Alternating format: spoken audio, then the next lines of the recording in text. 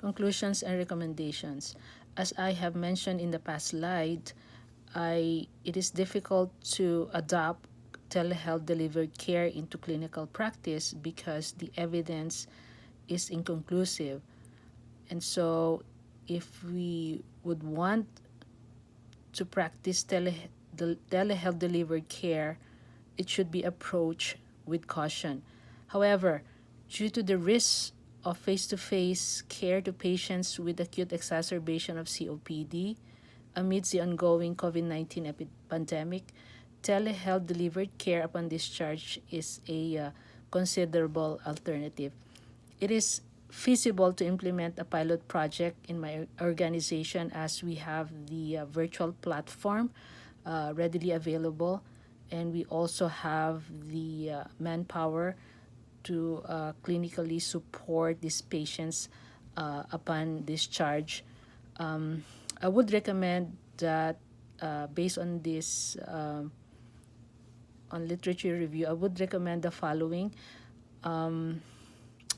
Patients that are discharged after a acute exacerbation of COPD will be provided with a pulse oximeter that will be given upon discharge and returned after 30 days. The patient will be taught how to self-monitor symptoms and how to monitor their pulse oximetry on a daily basis.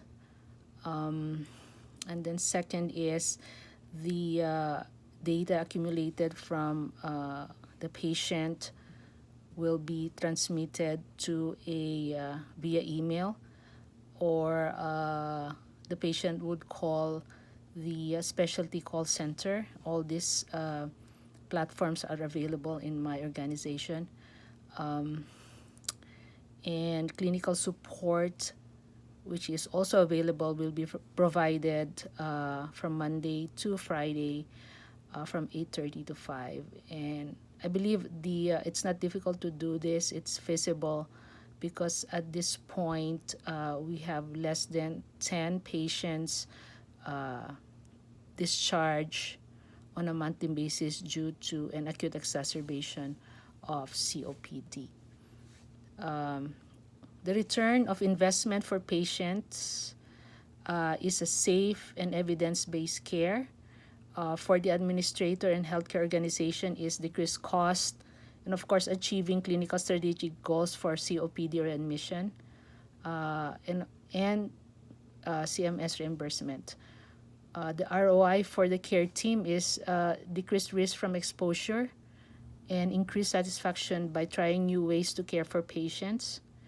The risk of ignoring is a necessary exposure of vulnerable patients, increased readmission rate, increased utilization of healthcare services, increased costs, and of course, worse outcomes for the patient. So we should go ahead and do a pilot project based on the evidence. Thank you.